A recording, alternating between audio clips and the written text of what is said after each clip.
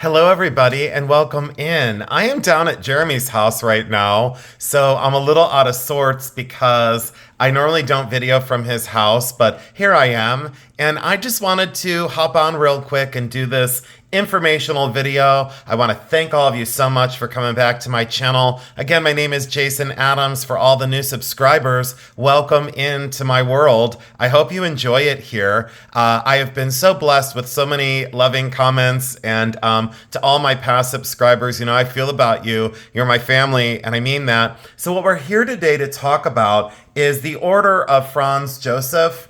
And the reason why I wanted to do this video was this specific item had actually made its way to me in an interesting way. I've been a passionate shopper and a passionate collector for over half my life now. And at 50 years old, I've looked back over my collection to decide what to share with you. And this was a classic example of how the universe sometimes brings me items that I wouldn't normally be able to find, nor would I normally be able to seek out. So this is a Franz Joseph Order medal. And before I open the box, the interesting information is this came from, quote, an old house up on a hill in southern Ohio. And this estate sale person did estate sale cleanouts for other companies. And this was in the house after an estate sale had been performed by another company. So I always say to people, don't worry about going to an estate sale on the last day or the first day. You get a great pick on the first day, but sometimes some of the treasures still remain. So please be aware that when the universe wants you to have something, this is a classic example of that happening. So the gentleman went and he cleaned out the contents that were left. And in an old kind of curio cabinet or like a bureau, this was in the bottom of one of the drawers pushed back, like way back underneath, like old paper envelopes and newspaper clippings and household photographs. And it was flipped over. It was upside down. It was this way. And he saw the date of 1913. Well, he thought that this was like a postcard because it's kind of like that old postcard size. So he didn't think much of it. They loaded all the contents. He got it home and sorted. Again, he didn't do his research on this, and he put it out at a local antique mall where I happened to go, and I bought this for $38. $38 because he didn't do his research. He knew that this was old and important and did not do his research, and he thought that this was brass. He had assumed that this metal, because most metals and presentation metals are brass, or they're of a lower, should I say, a lower metal grade, so they might be like silver with gold wash. In fact, I'll show you what this is in just a few moments. I'll let you take that in.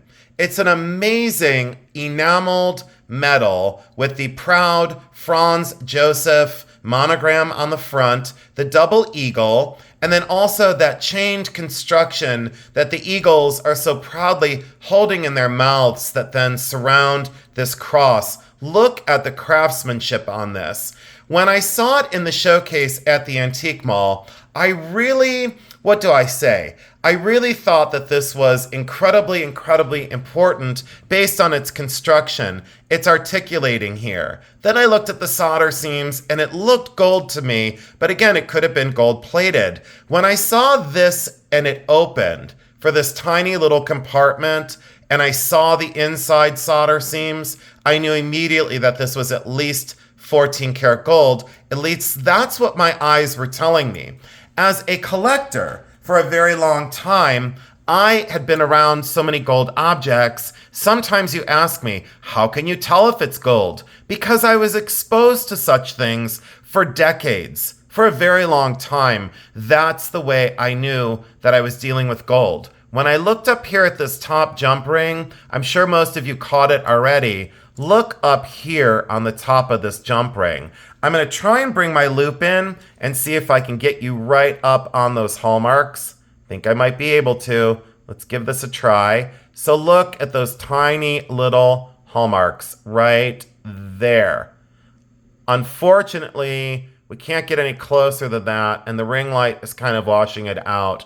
My loop is so dusty and so dirty. When people ask me what op loop I use, like 10 op or 20 op. This is a 10 op loop. It really gets in on, if you have a diamond and stones, it will get up close and personal on those items. And I've often told you, just go ahead and hold the loop up to your eye and then move that object up to you. Keep this stationary by your eye, and it's just a teaching moment of how I look in a loop. Leave it right by your eye and hold it really steady, and then bring those items up to the loop. Let's try one more time to get those hallmarks in and see if I can. And again, I thank you all so much for joining in. There we go. I love these shows and tells.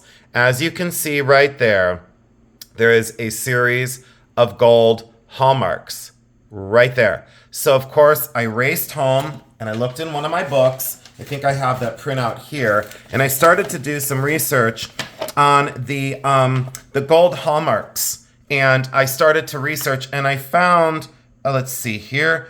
I found that one to be this one. I believe it's this one right here, which was I believe this is the Austrian mark. Let me double check this and make sure. Okay, so here we are in the Austrian section of the book. Now this was on my gold hallmark book that I own. And it's this one. I think it was this one.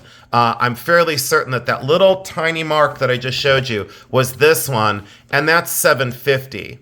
All right, 1872 to 1922, and it's 750, which you know by watching my videos is 18 karat gold. So I already knew that this was 18 karat gold. Of course, I raced for my scales, and I looked, and I have the breakdown here, and we'll talk about gold content first. So I raced, and this is from a long time ago. Disregard this information here. It's 18 karat gold. It's 2 inches and 7/8 across, and then 1.5 inches wide, and it's 21.3 grams. 21.3 grams of 18 karat gold. Today, so I looked at the price today. Gold is at 25.23 an ounce. 18 karat gold is 75% pure. So that's $1,892 just in gold value per troy ounce. Now, normal ounce and troy ounce, there is a difference. I think normal ounce would say that the metal content would be about 28 grams or something like that, which is like, postal or food. In troy ounce, it's 31.1 grams per troy ounce. If you do the math on that, it brings it down to approximately between $58.80 and $60 per gram of 18 karat gold just in metal value.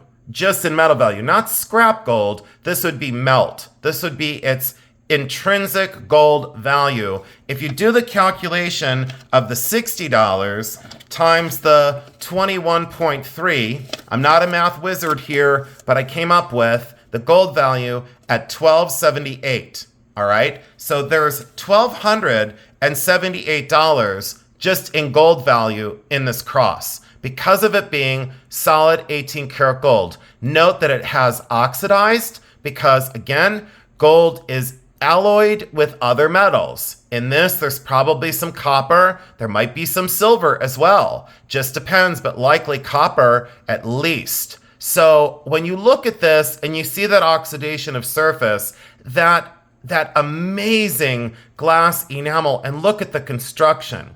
Now let's talk about the history of Franz Joseph and why that this would be historically important. During the wars and during feuding and fighting, a lot of such metals were lost to time. So back in when this has been with me since, October 14th of 2010. So it kind of shows my staying power in the business, if you will. I've been doing this a very long time. The Order of Franz Joseph, and I broke down all of the information and pulled out some diagrams when I did a basic Google search way back in 2010. I was never afraid of the internet to do basic historical research on movements and time periods and military things that I wasn't necessarily familiar with. This wasn't a familiar thing to me. It's not like I dealt in and collected metals that were from military.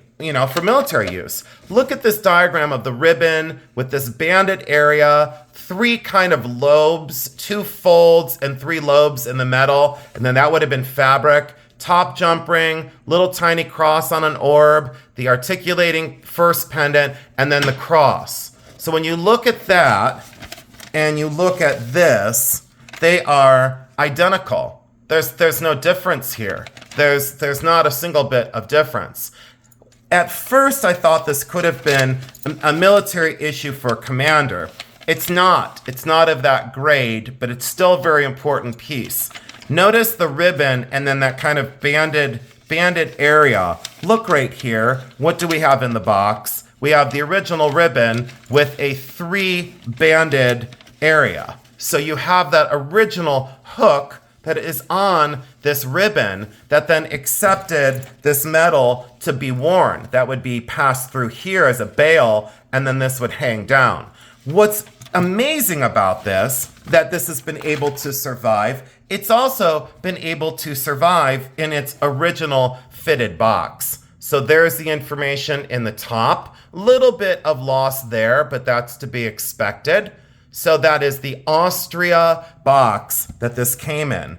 The Austria box alone would be sought out by so many collectors. And look how that metal carefully fits into that little recess. That's been in there for well over 100 years. So the date on this being 1913 was correct for the rest of this. Again, having the ribbon with the tie is amazing to see that that has survived. This grosgrain ribbon should have been lost to time. Most of these metals don't have their box and don't have their ribbon through my additional research now. Back when I first had this, I did think it was worth more than what I now think it's worth, but through my research, I wrote down, and it's true through basic research, it's worth between $2,500 and $4,500 full retail. But for the about $30 that I have invested, it's just amazing that the universe can sometimes provide some amazing, amazing things. As long as you're out looking. Here's another example. I pulled this off again in October of 2010. So this kind of gives street cred to my timeline of how long I've been doing this. This is almost the exact same cross on a different style ribbon, and way back then it was offered for $2,200 US 14 years ago. 14 years ago. These have increased in value over the years. There's a few more versions that were sold that actually had their boxes, and these were sold. This was almost identical to mine, and it was sold, so I couldn't find the price. But it explains that it's a commander's neck badge, but this one was bronze and gilt with enamel. So this one was slightly later, 1917 to 1918, which is not an exact comp because mine being 18 karat gold was definitely a step up from the lesser metals of the time.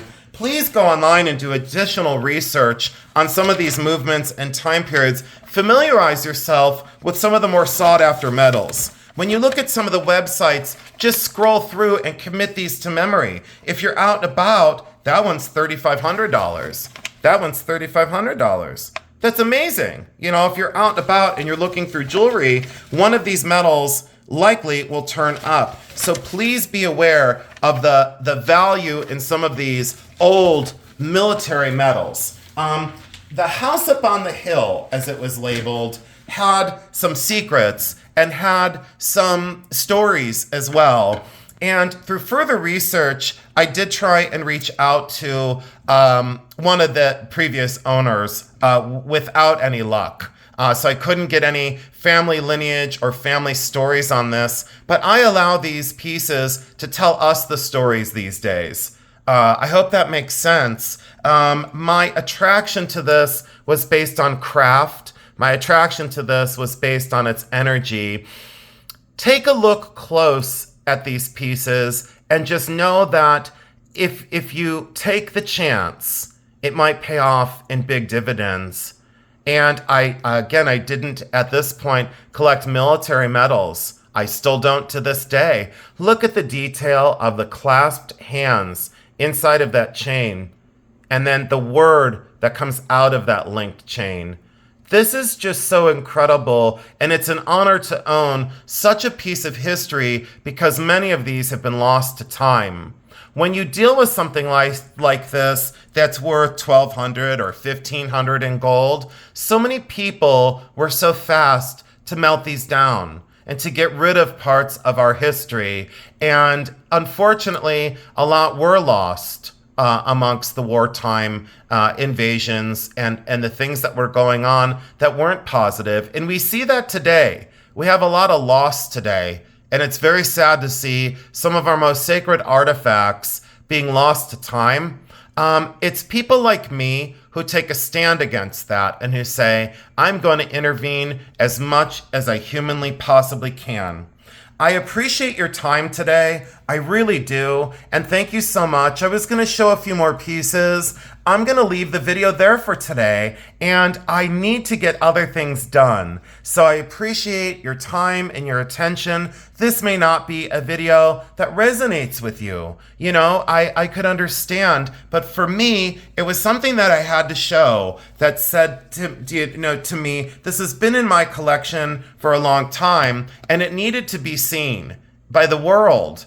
And take a stand and help save some of these items because they definitely need to be preserved. So we remember where we all come from. I thank you so much. I ask you to go forth with peace in your heart and have a joyful day today. I appreciate your attention. Future videos coming on a few hot topics. So please continue to share out my channel like you have. And I asked you for some help in the last video, and you really helped me out. My subscribers went up right away. So please just share me out to someone who you would like to have experienced my channel and my information and my approach to collecting and my approach to reselling. So thank you for visiting my eBay page as well, because my eBay sales went through the roof the other day, and that information is on my main page. I'm not here to promote my sales, but thank you so much. I have to publicly thank you, and all the friend mail. Thank you so much. You make me feel loved and important, and I hope I do the exact same for you. I love you all so much, because I do.